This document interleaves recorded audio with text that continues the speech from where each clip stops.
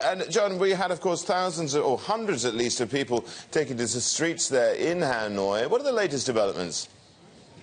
Well, yesterday, Vietnam's Prime Minister Zong, in a speech in Myanmar at a meeting of Southeast Asian countries, asked other leaders to support Vietnam and to put pressure on China to remove that oil rig from waters that Vietnam says is in its territory.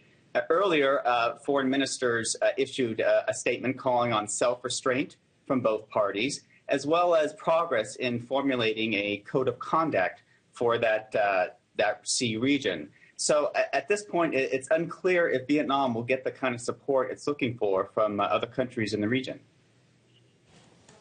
Well, how is this dispute playing out? I mean, we've got these protests here, and, you know, what are people saying?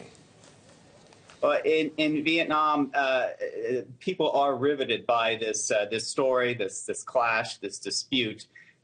Taxi drivers, police officers, shopkeepers, everyone's talking about it. As you alluded to, over the weekend, there were protests in the major cities across the country, and these protests are fairly rare in Vietnam.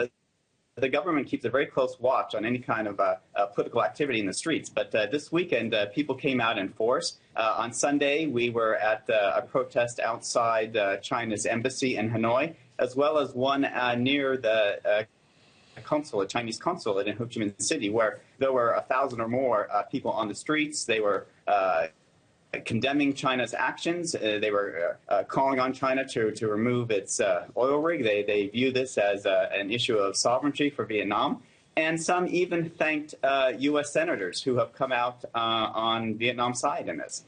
And so no one knows for sure what's going to happen, but we're fairly certain we'll see more of these types of protests in coming days in the streets and in the major cities in Vietnam. Tell me something here. What about this dispute? It's put Vietnam in the international spotlight. It's one of the main topics of conversation at this ASEAN summit which is taking place. I think what everybody wants to know is just how far is Hanoi prepared to go here?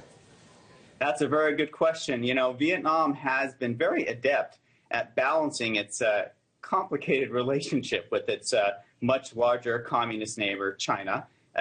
Increasingly, Vietnam relies on China for economic growth, for investment. They share a border. But Vietnam has also sought to hedge its relationship or its reliance on China by cultivating relationships with countries such as the United States. A result of this crisis could, in fact, lead to Vietnam strengthening its ties to the United States, which China may not like to see at all. It's unclear exactly what Vietnam's next move is. Some here believe that they'll seek some sort of remedy in international court.